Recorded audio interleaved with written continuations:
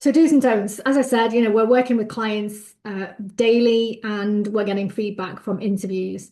So I thought it'd be helpful to share with you a really powerful statement that highlights what I'm talking about versus a really vague statement. And I'm just going to read it.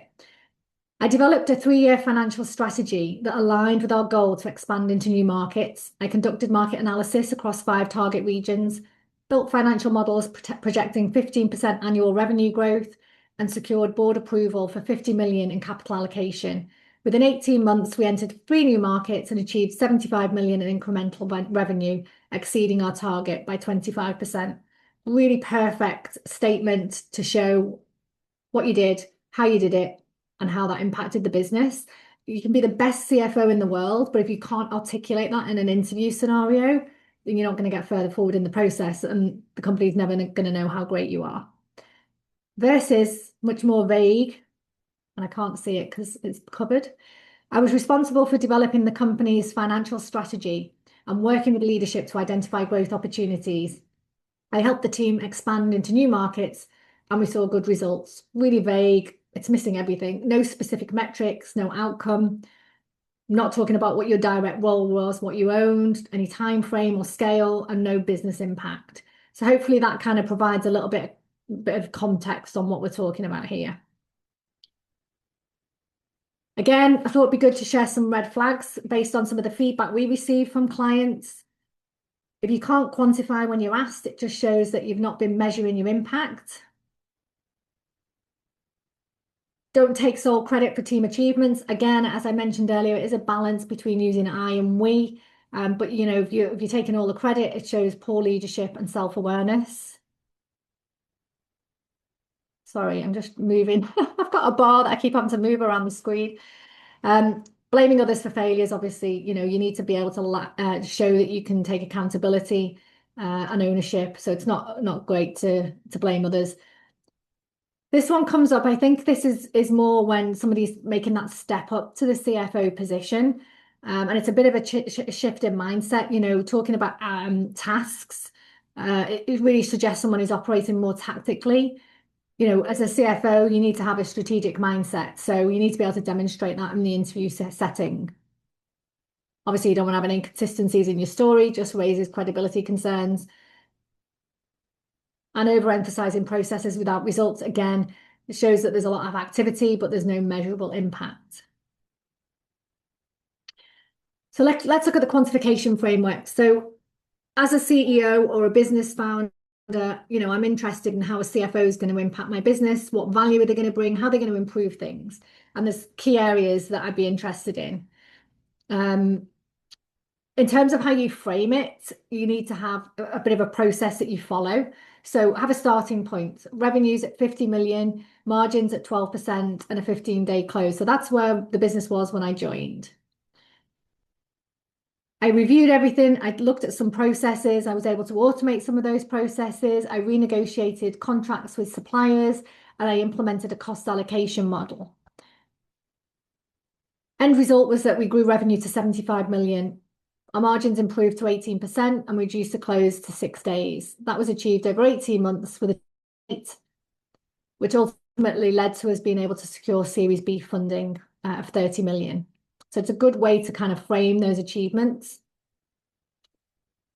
Some weak phrases, I'm not going to read them all, but again, it's surprising when we're speaking to clients and they're providing feedback after interviews, how CFOs don't kind of show their ownership. So they talk about being involved in, or I helped the team, or we had good results. It's really important to be specific. Your words matter. And as I said, the skill here is being able to articulate the value that you bring as a CFO. And you get one chance to create a first impression. So you need to be thinking about the language that you use and the perception that's given to the interviewer. So things like I led, I drove, I implemented 3.2 million in annual cost savings, representing an 8% reduction. I implemented SAP across 8 entities, reducing the close by 60%. So I'm not going to read them all. I think you get the picture. So yeah, as I said, as a business leader, I want to know how you're going to impact my business. Bigger by far for a CFO, I think, is financial performance. demonstrating your expertise and proven achievements when it comes to revenue growth, improving margins, reducing costs, cash flow improvement, working capital optimization. How have you as a CFO affected positively the top and bottom line of an organization? Operational improvements, looking at processes, being able to improve close time, any time that you can save is really positive to share because time is money. Again, maybe being able to quantify it, increasing productivity across the team, process automation, forecasting accuracy, and then reporting. If you've been able to improve the reporting cadence and delivery, have you implemented new KPIs that have led to greater insight for the CEO, and then that's led to more informed decisions, and how's that impacted the business in a positive way? Strategic impact, obviously, it's a big one for CFOs. The whole kind of strategic element of the role, M&A, raising capital, expanding into new markets, improving compliance, all really important to demonstrate competency in these areas. And one that sometimes is overlooked, and it's very often when we're taking a brief from a client, a big important part of the role is how this CFO is going to positively impact the team. Might be that the team needs to be restructured, or there's a problem with retention or engagement, and it's really important to remember those achievements as well when you're in an interview. So how can we execute this during the interview? I always think it's really powerful to start with the outcome, talk about the impressive results. So I reduced our cost structure by 15 million annually, whilst improving our service levels. Let me tell you how I did that. So you kind of out there, they're engaged, it's a bit of a headline, and then you can go through that process of talking about how you achieved that impressive result. When you're practicing and preparing for the interview, use a so what test. So after you make a statement about an achievement, say to yourself, so what? And if you haven't included the business impact, make sure it's in there. Again, we've touched on it, balancing I and we. I for your own decisions, we for team execution. It's like the CFO's got to be all things to all people, but you need to be able to demonstrate that you can own things and you can collaborate. And before the interview, do your research, understand, where's the business at? If you've got a search firm that you're working with, again, they can provide some context.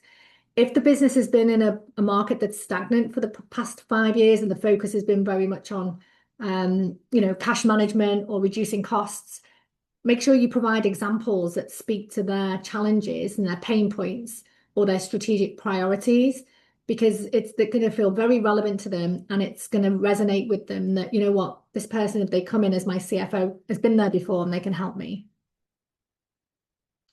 And prepare for follow-ups. Again, know your numbers and just be able to answer questions as and when they ask them. I feel like I'm laboring the point on the I versus we thing, but I think it's just really important and it's quite a subtle skill. We do get feedback from clients. I've had it recently where the CFO was talking very much about we this and we that, and the client said I just couldn't get to the bottom of what they actually delivered personally and what they led. So it just gave the impression that they weren't going to be a strong leader. So just something to bear in mind. The other thing is you can take the initiative. If the client's sort of setting the scene and talking about their business and some of the challenges they've been experiencing, it's absolutely great if you can say, hey, let me tell you about a time when I was in a very similar situation. Here's what we did. You can take soft control. You don't want to obviously dominate and take over, but you can use judgment to be able to kind of, steer the interview to the way, you want it to go. So, quick recap. It's not about what you say. You've got to just show them. It's not just telling them, it's showing them. Quantify everything. Numbers prove your impact. It's really important to back up what you're saying you did with how that, was measurable and how that impacted the organization. If you use the framework that we've just highlighted, have a starting point, your actions, results, time frame, and the business impact, it's a great way to structure the responses that you're going to give. Ownership, I versus we, collaboration, connecting your achievements to business value, not just task completion, And I would have like 5 to 7 strong examples that cover each of those competency areas that they're looking for in the job description. And practice them, really get into the flow so that when you're in an interview setting, it kind of rolls off the tongue, you're confident, and it can be more of a kind of a discussion than answering a question. So hopefully that's provided some tips. I'm sure there's a lot in there that you're kind of already doing and that you're aware of. I just think these sessions are great to kind of go over a little bit of a recap, and there might be some stuff that you hadn't thought about.